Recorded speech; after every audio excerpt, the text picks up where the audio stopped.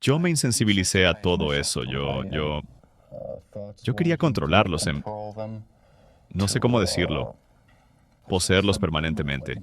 Y por eso los matabas, Sí, ¿verdad? sí, es que era divertido para mí. Dos oficiales de policía de Milwaukee fueron detenidos mientras patrullaban por un hombre con un par de esposas colgando de su muñeca. Este extraño encuentro los llevaría al arresto de uno de los asesinos en serie más prolíficos de la historia de Estados Unidos. Es que para mí ellos ya no eran personas. Esa noche la gente tenía miedo. La gente susurraba en voz baja. Es el diablo, él es el diablo. El hombre había escapado de un pequeño apartamento de un solo dormitorio en la calle North. Cuando los oficiales fueron a investigar, se encontraron en una pesadilla viviente. Vieron partes de cuerpos y uno de ellos escuchó un grito. Sin ser detectado, Jeffrey Dahmer, de 31 años, había matado a 17 jóvenes a lo largo de 13 años. No tenía el mismo nivel de repulsión y shock ante cuerpos muertos o mutilados que la mayoría de nosotros. Para él, eso era simplemente algo común en su vida. Jeffrey Dahmer había grabado su nombre en la historia como uno de los asesinos más malvados del mundo. Dentro de la mente de Jeffrey Dahmer. El nombre Jeffrey Dahmer se ha vuelto sinónimo de maldad. Entre 1978 y 1991, acabó con 17 jóvenes y adolescentes, incapacitándolos con sustancias, para luego estrangularlos hasta su trágico final. A medida que se revelaban los detalles de los asesinatos, fue el comportamiento de Dahmer después de matar a sus víctimas lo que realmente conmocionó al mundo, con historias de incluso tener actos prohibidos con cadáveres y hasta canibalismo. La primera periodista en llegar a la escena del crimen fue Ann Schwartz. No era una escena sangrienta. Era una escena bastante limpia. Era un apartamento simple de un dormitorio con cocina, sala de estar, donde parecía que vivía un hombre soltero y común. No era una cámara de horrores como la gente podría imaginar, al menos a primera vista. Una vez que los detectives y oficiales comenzaron a buscar más a fondo, fue entonces cuando descubrieron el verdadero horror en ese apartamento. ¿Cómo Jeffrey Dahmer pudo salirse con la suya tras cometer tantos asesinatos durante 13 años? ¿Cómo un chico nacido en una familia trabajadora de clase media se convirtió en la peor clase de monstruo imaginable? En esta entrevista exclusiva, le planteamos estas preguntas al propio Jeffrey Dahmer. Nos reunimos con él en la prisión de máxima seguridad, donde cumple su condena de 999 años. Por primera vez, habla de sus crímenes y nos ofrece una escalofriante visión de la mente de un asesino en serie. Es un proceso que no ocurre de la noche a la mañana cuando deshumanizas a otra persona y la ves como un simple objeto. Un objeto de placer en lugar de como un ser humano. Eso hace muchísimo más fácil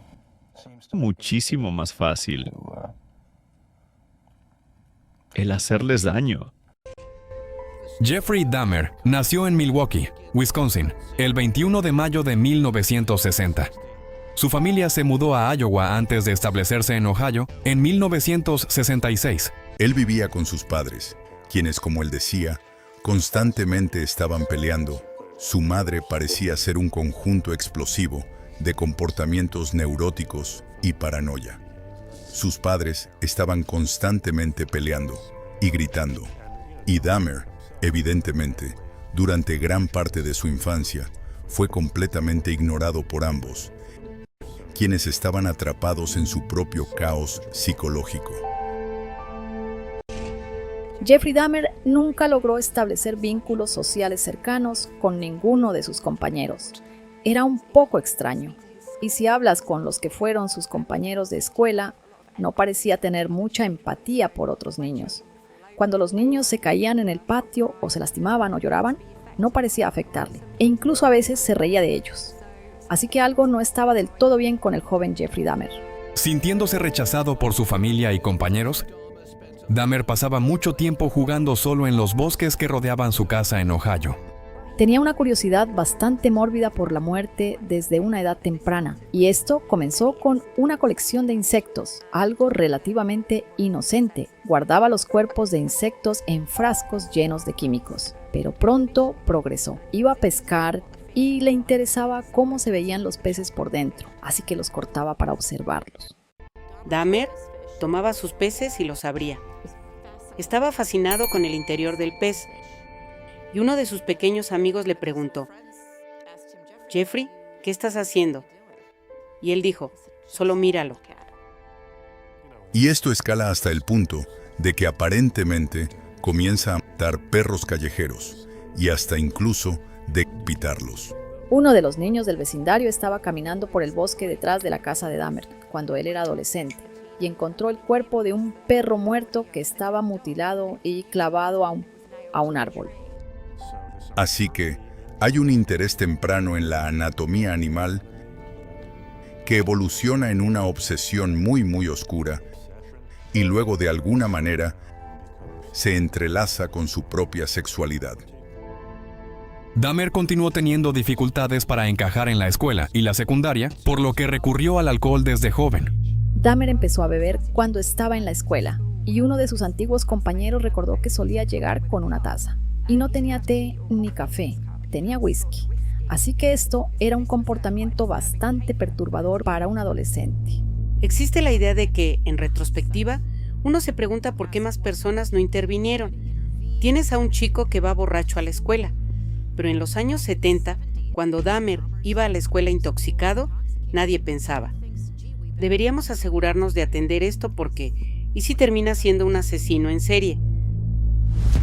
En el verano de 1978, los padres de Dahmer finalmente se divorciaron. La ruptura del matrimonio de sus padres fue un momento bastante duro para él. Ellos constantemente discutían. No fue un divorcio amistoso en absoluto, y cada uno lo obligaba a tomar un lado, por lo que se sentía muy dividido entre ambos. Así que esto fue una gran fuente de conflicto para él, y creo que en este momento los niños que tienen estas experiencias a menudo se retraen en sí mismos.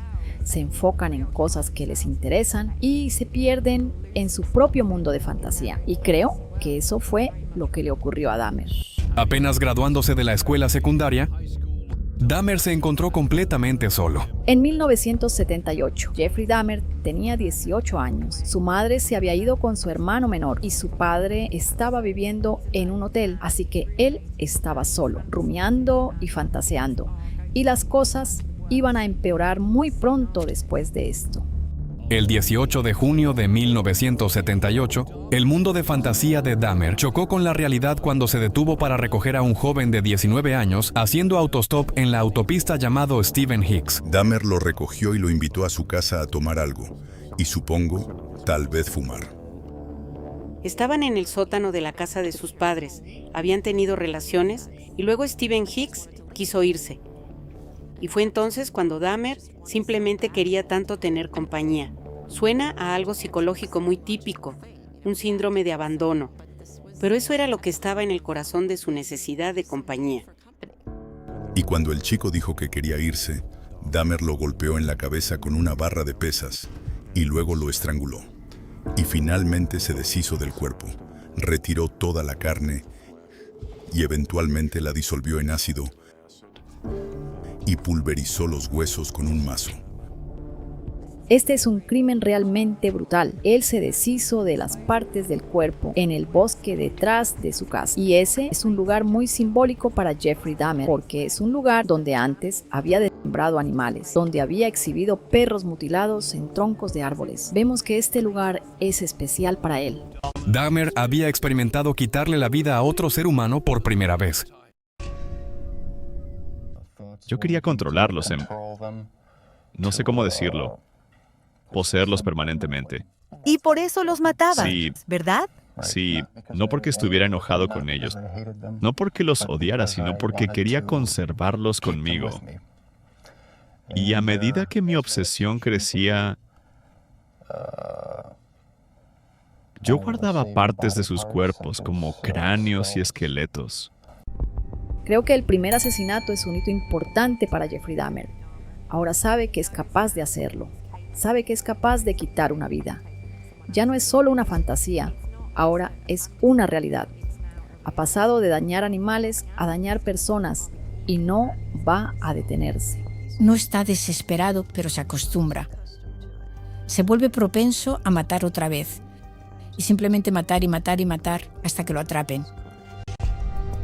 Pero no fue hasta 13 años después, en agosto de 1991, que Dahmer fue finalmente detenido después de que una de sus posibles víctimas escapara de su apartamento en Milwaukee.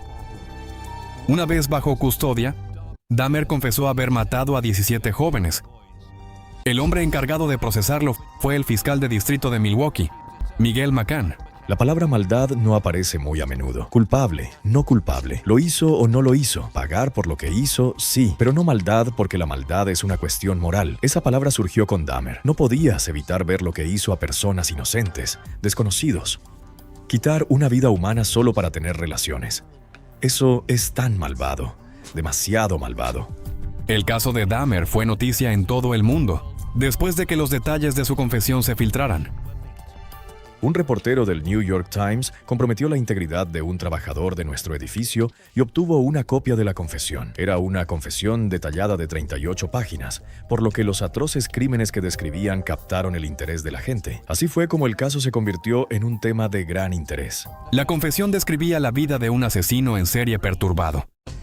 Tras acabar con la vida de Stephen Hicks y deshacerse de su cuerpo en 1978, Dahmer no volvió a matar durante 9 años. ¿Qué te sucedió en esos 9 años?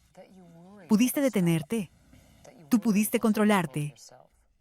Simplemente no tuve la oportunidad de expresar plenamente lo que quería hacer.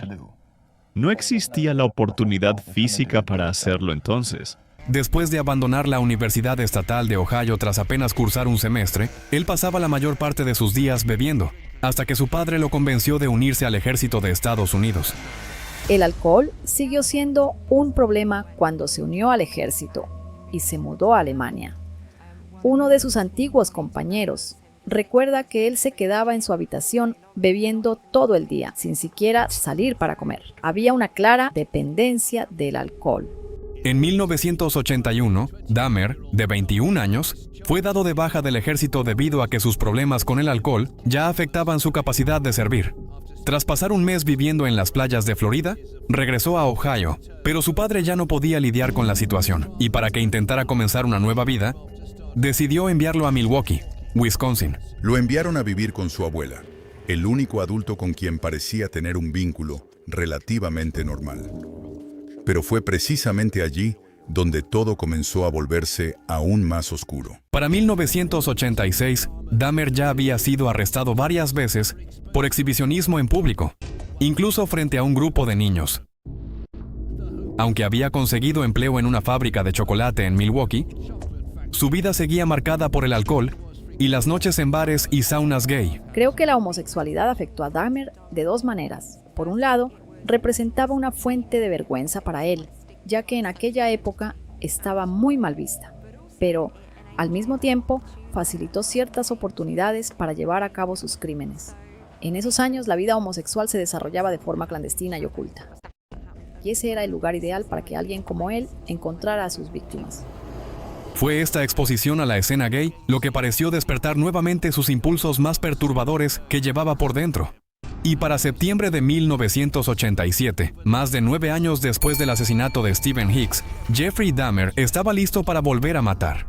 Lo que hacía era dejar inconscientes a sus víctimas con sustancias para mantener el control y evitar que se resistieran o intentaran irse.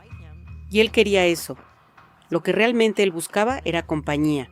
Por eso iba a los bares del lado sur de Milwaukee y conversaba con otras personas de allí, donde les preguntaba, por ejemplo, ¿cómo fue cuando saliste del closet? ¿Cómo reaccionó tu familia? Si la respuesta era, mi familia me apoya y tengo una buena relación con ellos, esa persona normalmente dejaba de interesarle. Pero si alguien confesaba que estaba distanciado de su familia, que se sentía solo o que no tenía a nadie cercano, Dahmer veía en esa persona una víctima perfecta, porque él buscaba gente que no iba a ser buscada.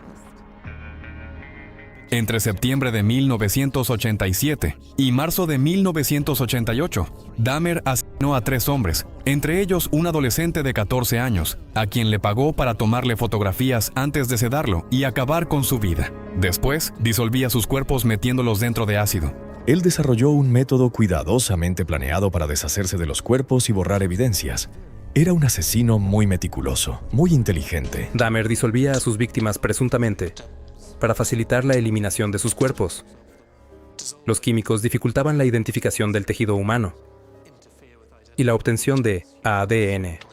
Lo único que quedaba eran restos óseos, utilizados para determinar características como edad, sexo o raza. Todo empezó cuando me mudé a Milwaukee en el 81. Comencé a consumir muchos libros para adultos, ya sabes. Eventualmente eso luego me llevó a frecuentar bares gays. Y una vez llevé a este joven a la habitación del Hotel Ambassador. Planeaba darle sustancias y pasar la noche con él. No tenía intención de lastimarlo. Cuando desperté por la mañana, tenía una costilla rota y estaba muy magullado. Y lo metió en bolsas de basura de plástico. ¿Cuándo mataste a estos hombres? ¿Después de tener relaciones? ¿Ellos te molestaban? No. En ese momento era casi adictivo. Era casi como una oleada de energía. Yo no tenía que preocuparme por ninguna de sus necesidades ni nada. Tenía el control absoluto de la situación. Dahmer cometió 2 asesinatos en la casa de su abuela, donde él vivía. Su abuela se dio cuenta de que él llevaba jóvenes a la casa y pensó que se debía a encuentros íntimos gays. Pero no tenía idea de las atrocidades, aunque sí notaba un olor muy desagradable y extraño. El 25 de septiembre de 1988, Dahmer se mudó a su propio apartamento en la calle North, número 25 en Milwaukee, y no tardó en atacar nuevamente. Al día siguiente, llevó a un chico de 13 años a su casa. Le dio sustancias y lo sedó. Utilizaba benzodiazepinas, medicamentos de la misma familia que el Valium. Las mezclaba en las bebidas para provocar somnolencia y, con el tiempo, hacer que las personas perdieran el conocimiento. Dahmer le hizo lo peor al menor, pero en un momento él perdió el conocimiento debido al alcohol, y el niño logró escapar para pedir ayuda a la policía. En enero de 1989, fue declarado culpable de agresión contra un menor. Durante ese tiempo, y sin que las autoridades lo sospecharan, volvió a cometer otro crimen a otra víctima más.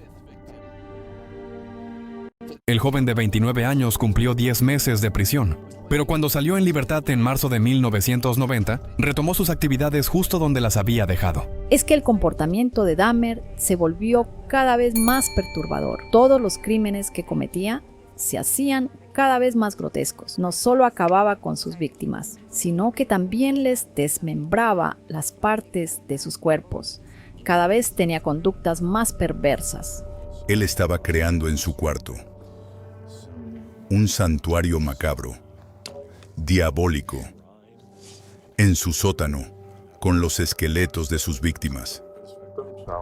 Era como si una oscuridad antigua hubiera emergido en él, transformando en un templo de sacrificios humanos, en ese pequeño apartamento de Milwaukee. En 1990, Dahmer acabó con otros 4 jóvenes. Su modus operandi se estaba volviendo cada vez más refinado. Él les ofrecía dinero a sus víctimas para que fueran a su apartamento para tomarles fotos sin ropa y quizás también tener intimidad. Cada una de sus víctimas iba con él voluntariamente y les ofrecía algo para beber.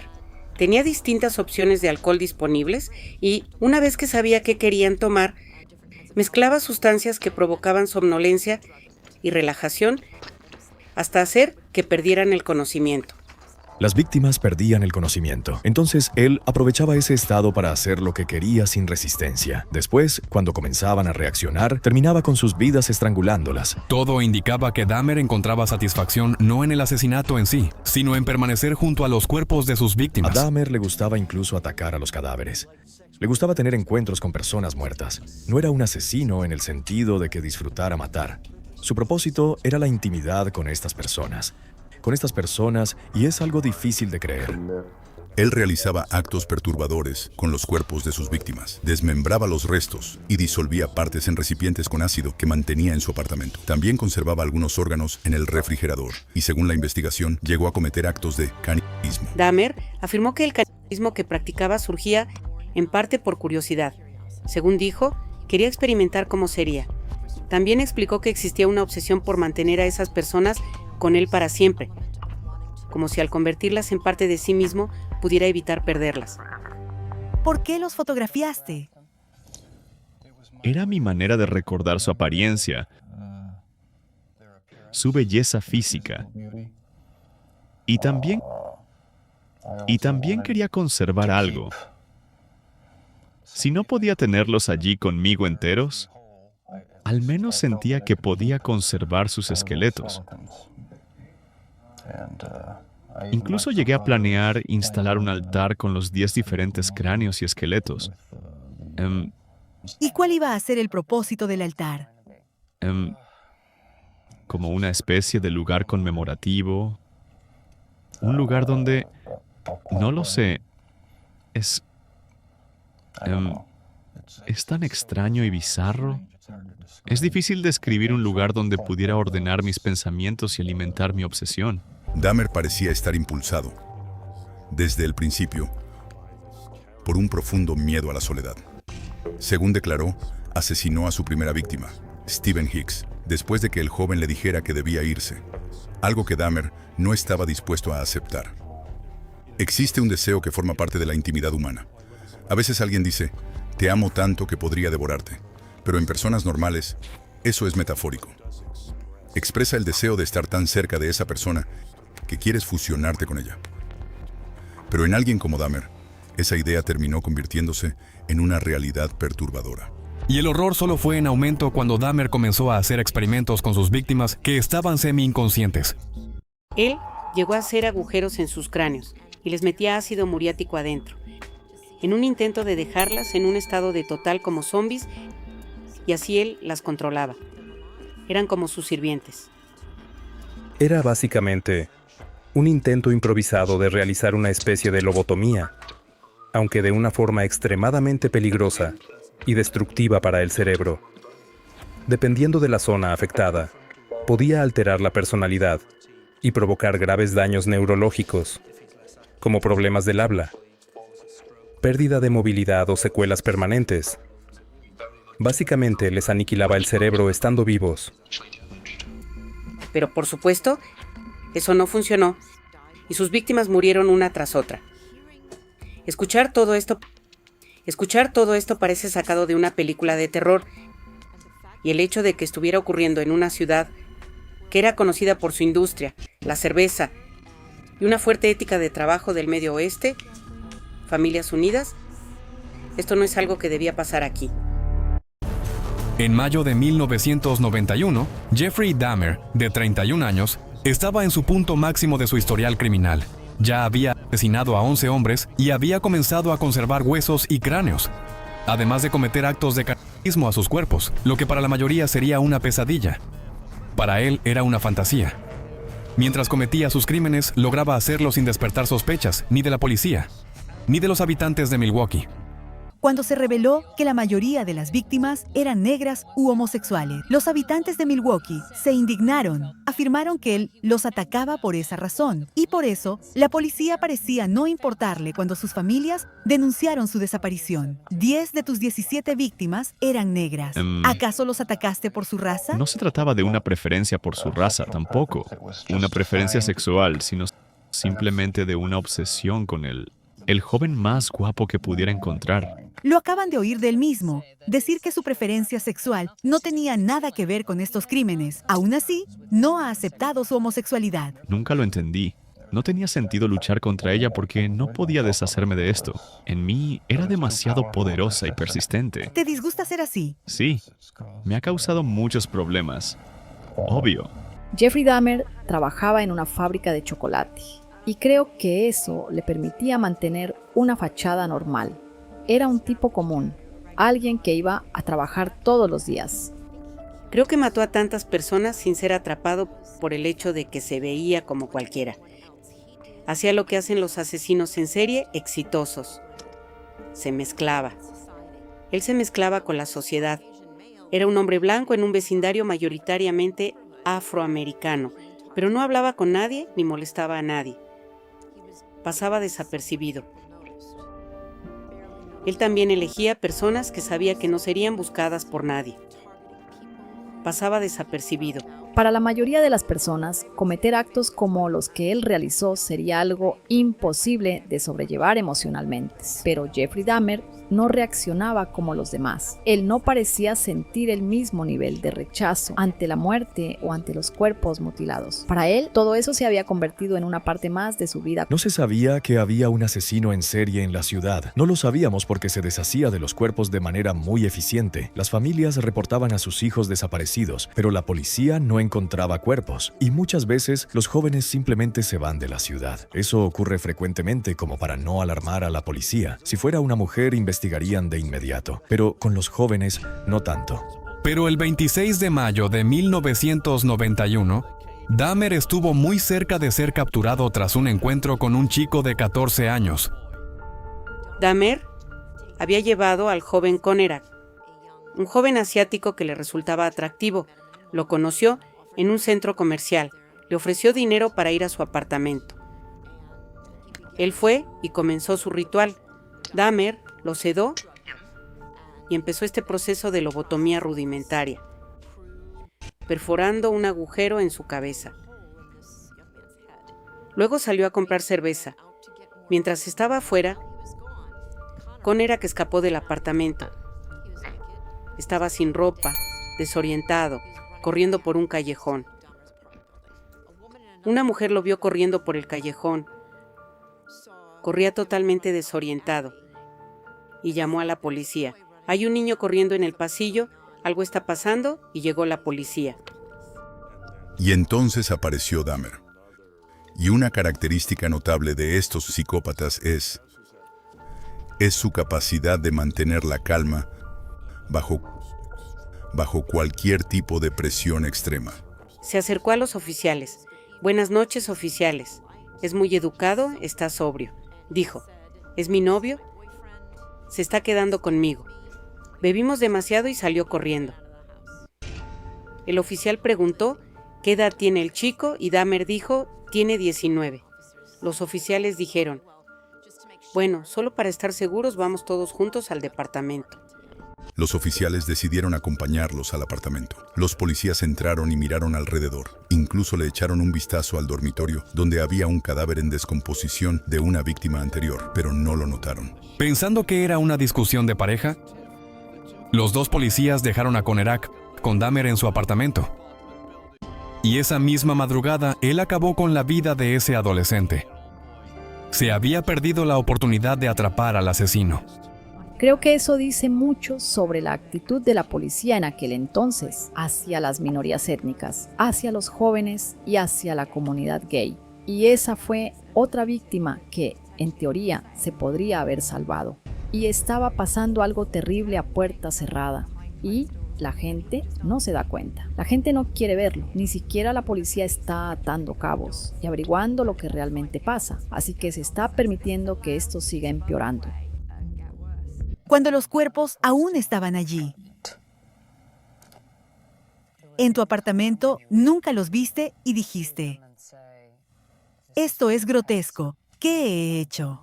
Hubo momentos, sí, claro que sí, pero la obsesión compulsiva por todo lo que hacía anulaba cualquier sentimiento de repulsión.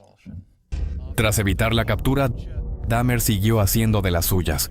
En realidad, el placer que Dahmer obtenía al matar a sus víctimas tenía dos facetas. Por un lado, mostraba comportamientos sádicos relacionados con el control y el sufrimiento de sus víctimas, pero también desarrolló una perturbadora obsesión con permanecer cerca de los cuerpos después de la muerte. También le gustaba hacerle lo menos pensado a los cadáveres. Sentía esta satisfacción continua y continuaba aún con los muertos. Sentía placer estando con sus cadáveres. Siempre mantiene el control total y creo que esa es la raíz de Jeffrey Dahmer. Es poder y es control, que él tiene todo este conocimiento sobre lo que ha hecho y que nadie más sabía exactamente lo que está tramando. Para julio de 1991, su deseo de asesinar era insaciable. En solo 16 días acabó con 4 hombres más, llegando a un total de 17 víctimas. Pero su reinado del terror estaba por terminar. El 22 de julio conoció a Tracy Edwards, Mientras estaban juntos en el departamento, Dahmer le puso unas esposas. Ese fue el comienzo de su ritual. Dahmer había tomado fotografías de sus víctimas en diversas etapas de desmembramiento, fotos Polaroid, que estaban sobre la cómoda en el dormitorio. No estaban expuestas en la sala principal, pero se especuló con que tal vez Tracy Edwards las vio y salió corriendo del departamento en ropa interior por la calle. Y cuando vio la patrulla, Tracy Edwards dijo que su intención era simplemente que le quitaran las esposas. Eso era lo que quería. Detuvo a los policías para decirles: «Oigan, ¿pueden quitarme esto?». Los agentes empezaron a hablar con él sobre lo que había visto. Y entonces le dijeron: «Bueno, probablemente deberíamos investigar esto. Volvamos todos al departamento». Y en el momento en que Dahmer vio que era la policía, intentó cerrarles la puerta. La policía empujó la puerta un poco, empezaron a forcejear con él y finalmente se rindió. Y fue en ese momento cuando Dahmer supo que todo había terminado. Su racha de crímenes había llegado al final y sabía que ya no podría escapar. Los oficiales finalmente lo arrestaron tras encontrar restos humanos de sus víctimas en su apartamento. Vieron los restos de cuerpos. Uno de ellos afirmó haber escuchado un grito, aunque luego se dio cuenta de que en realidad había sido él mismo reaccionando al ver la escena. En ese momento comprendieron la gravedad del caso. Dahmer no ofreció resistencia y fue detenido. Lo que siguió fue un increíble circo mediático en la puerta de la casa de Dahmer. A medida que salían a la luz historias increíbles sobre lo que se estaba descubriendo dentro de su apartamento. Era tan increíble que uno pensaría que la gente se lo estaba inventando cuando te contaban los detalles. Pero resultó que no era así.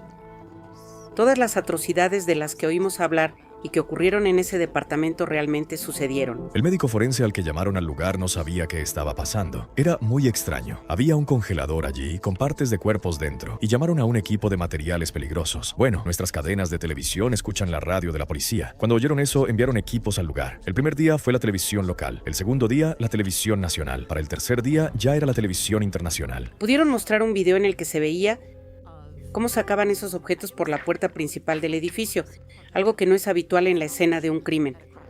Se veía un gran barril azul en el que sabemos que Jeffrey Dahmer intentaba disolver partes de cuerpos. Tenían un refrigerador que contenía cráneos y también partes de cuerpos. Así que todo esto bajaba por las escaleras y la gente se quedaba atónita al verlo. Cuando escribí la nota para el Milwaukee Journal, que se publicó alrededor de las 8 de la mañana, nosotros normalmente éramos un periódico de tarde, pero la sacamos temprano porque era una historia increíble.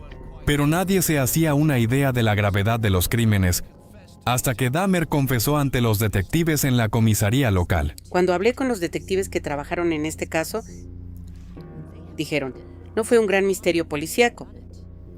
Habría sido un misterio policíaco si Jeffrey Dahmer no hubiera confesado todo. Cuando detuvieron a Dahmer ya había varios cuerpos en su vivienda. Confesó todo ante la policía y detalló los 16 asesinatos distintos. La mayoría de las veces no sabía el nombre de las víctimas. Cuando Jeffrey Dahmer recordaba algún detalle de un crimen que no había mencionado a los investigadores, pedía que lo contactaran en prisión, incluso de madrugada o durante el día, diciendo: «Me acordé de algo más, por favor, vengan». Él afirmaba que quería asegurarse de no olvidar ningún detalle para que las familias pudieran obtener respuestas y, en cierto modo, cerrar ese capítulo. Y no estoy seguro si fue así. Quizás consideren que podría estar dándole más crédito a Dahmer del que merece. Aún así, él insistía en que su intención era ayudar a que las familias encontraran algún tipo de cierre. Uno de los aspectos interesantes de Dahmer, que lo distingue de otros asesinos, es que parecía sentir cierto grado de remordimiento, y sin duda, era consciente del alcance de su depravación. Su mente se fue pervirtiendo cada vez más y más, pero aún así fue lo suficientemente astuto como para seguir eludiendo a la policía y atrayendo a jóvenes a su apartamento. Advertimos que los detalles ahora serán muy gráficos. Empecé a tener estos pensamientos obsesivos cuando tenía entre 15 y 16 años. Y empeoraron progresivamente. ¿Sobre qué fantaseabas? Eran fantasías sobre el control, poder, dominio absoluto. Y se hicieron realidad. ¿Sentías placer con esas fantasías? En esa fantasía había excitación, miedo, placer, todo mezclado. Jeffrey Dahmer satisfizo sus fantasías asesinando y desmembrando a 17 jóvenes. Con el tiempo, sus deseos se volvieron más extremos, sus actos más grotescos. Escúchenlo hablar de las cosas más antinaturales con la mayor naturalidad. Ahí es cuando te das cuenta de que nada de eso lo había afectado. Estaba explorando nuevas posibilidades. Ahí fue cuando empecé con el canibalismo. Comía corazones y los músculos de los brazos. Era una forma de hacerme sentir que eran parte de mí. Al principio era solo curiosidad y luego se volvió compulsivo. Entonces mantenía viva a una persona induciéndole un estado similar al de un zombie. Le inyectaba primero una solución ácida diluida en el cerebro o agua caliente. Y nunca funcionó del todo. Aunque confesó haber asesinado a 16 personas en el estado de Wisconsin, Dahmer fue acusado inicialmente de 4 cargos de asesinato el 25 de julio de 1991, y en agosto se le añadieron otros 11 cargos. Al mes siguiente, los investigadores de Ohio encontraron dientes y fragmentos de huesos pertenecientes a Stephen Hicks en el bosque cercano a la casa familiar de Dahmer. Se fijó una audiencia preliminar para enero de 1992. Su equipo legal iba a argumentar que los asesinatos eran obra de un demente. La cuestión no iba a ser, ¿lo hizo o no? La cuestión iba a ser, ¿estaba en su sano juicio o no? Y su esperanza era que, al menos en uno de los casos, pudiera convencer al jurado de que estaba loco. En esas circunstancias, no lo condenarían a prisión, sino a un centro de salud mental. La gente me decía, Miguel, este tipo mató a 16 personas. Estaba bebiendo su sangre, comiéndose partes de sus cuerpos. Debía de estar loco. Suena como si estuviera loco. Pero así no funciona la demencia. La ciudad exigía justicia.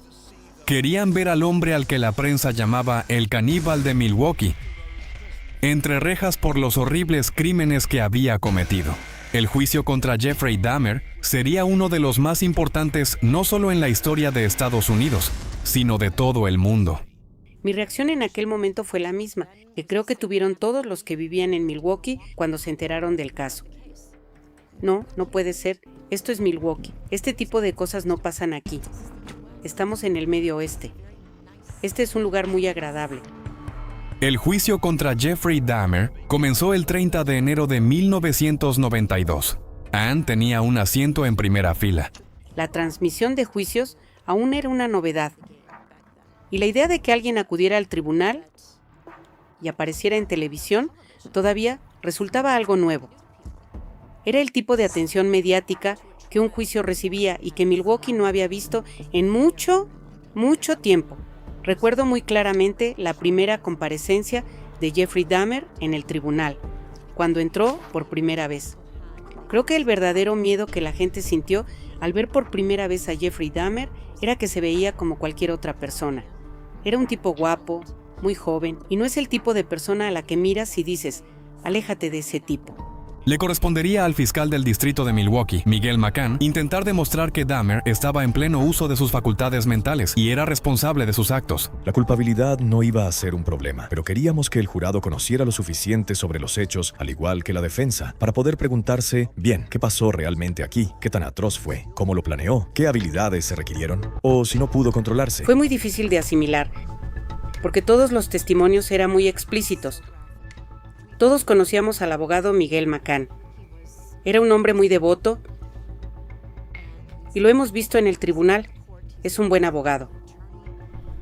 Pero lo que se leía en la denuncia penal y en la confesión era algo inimaginable. Eran hechos difíciles de creer y habían ocurrido aquí mismo, en nuestra ciudad. Lo hizo en silencio. Ocultó todos los cuerpos, con astucia, los destruyó, lo planeó bien, preparó el equipo necesario y consiguió las sustancias que utilizó. Ninguno de sus compañeros de trabajo pensó que estuviera loco. Por su forma de comportarse, daba la impresión de que estaba en sus cabales, y eso es lo que queríamos transmitir al jurado. Miguel contó con la ayuda del doctor experto en psiquiatría, Philip Resnick. Cuanto más extraños son los delitos, como los que implican canibalismo, más tiende el público en general a pensar: ese tipo debía de estar loco.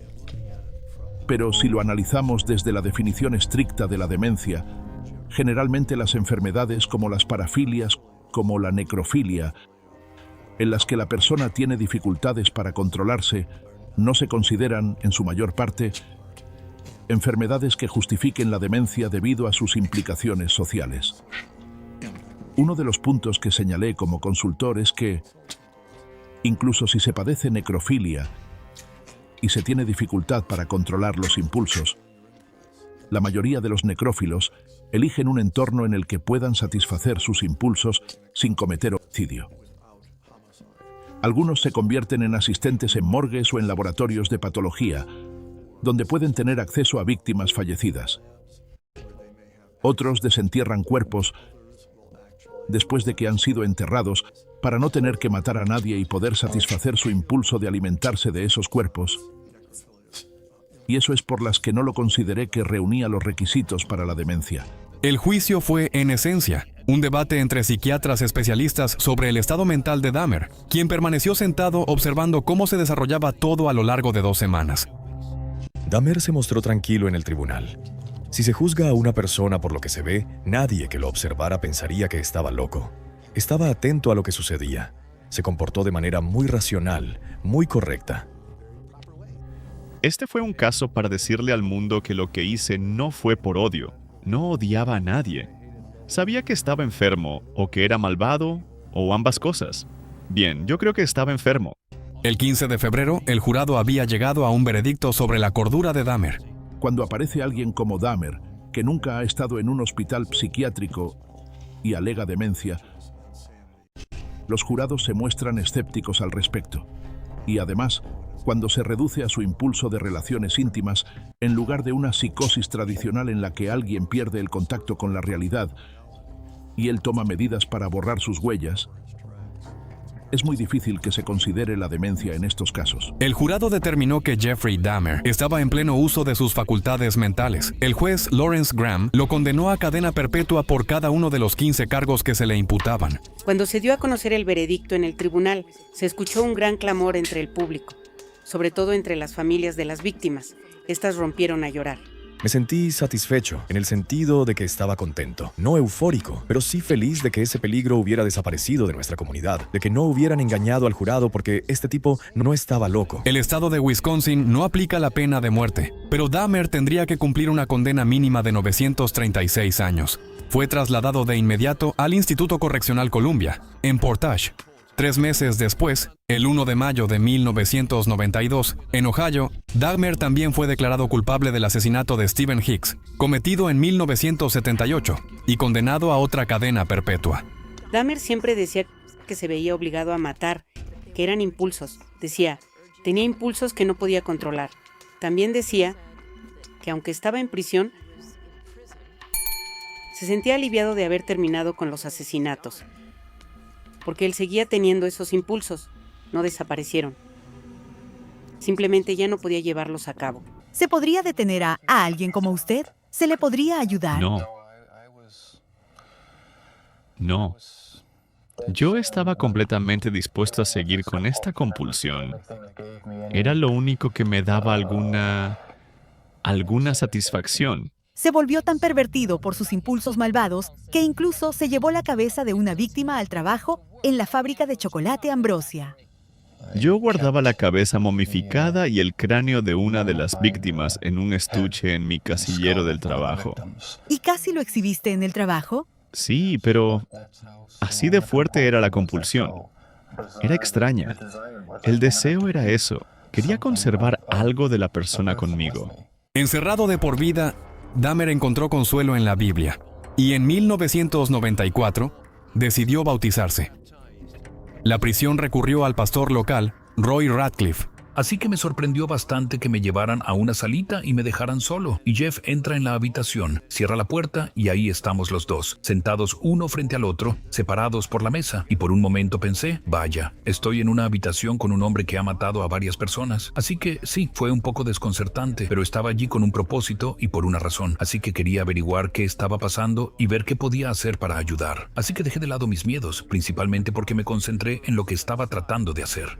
Jeff era un tipo normal, cortés, muy respetuoso conmigo. Cuando nos dimos la mano, noté que sus manos eran bastante pequeñas. Miré sus manos y pensé, vaya, estas son las manos que estrangularon a personas, estas son las manos que asesinaron a personas, estas son las manos que descuartizaron a personas. El 10 de mayo de 1994, el mismo día en que fue ejecutado el famoso asesino en serie, John Wayne Gacy, Jeffrey Dahmer fue bautizado en una bañera de prisión. Entonces se abrió la puerta, entré en la habitación y Jeff ya se había metido en la tina. Lo único que sobresalía del agua era simplemente su cabeza. Así que le dije, te bautizo en el nombre del Padre, del Hijo y del Espíritu Santo para el perdón de tus pecados. Y le sumergí la cabeza. Y cuando volvió a salir, le dije algo que suelo decirle a la gente cuando los bautizo, bienvenido a la familia de Dios. Y él respondió, muchas gracias. Sin embargo, apenas 6 meses después de su bautismo, el 28 de noviembre de 1994, Dahmer y otro asesino condenado, Jesse Anderson, fueron atacados y murieron a manos de un compañero de prisión. Christopher Scarver tomó una barra de pesas, entró al baño y asesinó a golpes tanto a Jeffrey Dahmer como a Jesse Anderson. Hubo varias personas que consideraron que Jeffrey Dahmer había recibido exactamente lo que se merecía.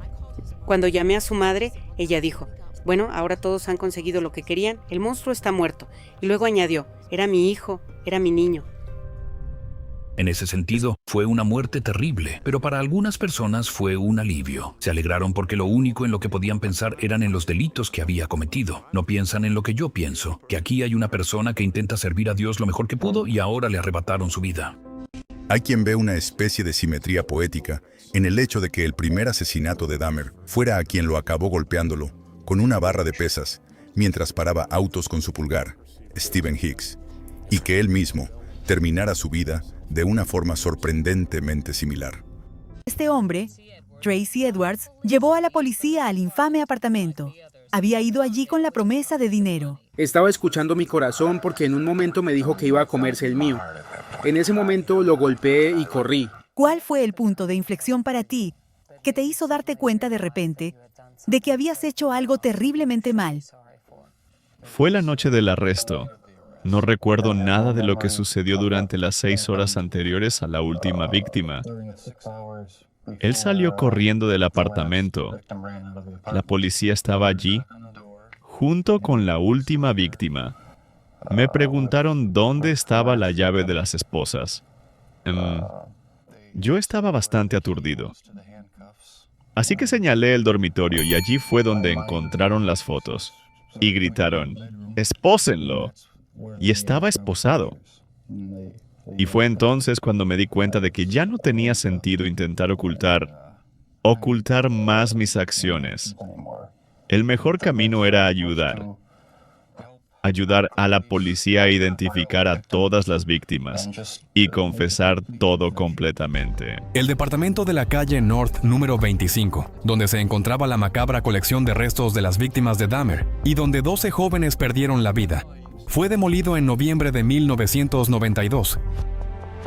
Pero el retorcido legado de Dahmer ha sido imposible de borrar. Se ha convertido en uno de los asesinos en serie más infames del mundo. Para mí, Dahmer es como la cara opuesta de alguien como Mozart. ¿Cómo se explica que alguien cree ese tipo de música? En definitiva, ¿cómo se explica que alguien atraiga a jóvenes a su departamento, les perfore agujeros en el cráneo y les inyecte ácido muriático en el cerebro para convertirlos en zombies? En el fondo, hay algo que resulta inexplicable. Jeffrey Dahmer cometió algunos de los actos más perversos sobre los que jamás haya escrito, de los que haya oído hablar o que haya visto en un programa de televisión, porque fueron reales. No sé si estaba totalmente loco o no, porque no tengo la formación necesaria para determinarlo, pero puedo afirmar sin lugar a dudas que sin dudas cometió algunos de los actos más perversos que conoce la humanidad. Si estuviera en la calle ahora, ¿seguirías cometiendo estos crímenes? Probablemente si esto no hubiera sucedido, no hay duda de que probablemente lo haría. No puedo detenerme. Era un hombre que mataba para satisfacer sus perversiones sexuales enfermizas. Conservaba partes de los esqueletos de sus víctimas como trofeos y se comía sus órganos. Jeffrey Dahmer es, sin lugar a dudas, uno de los asesinos más malvados de la historia.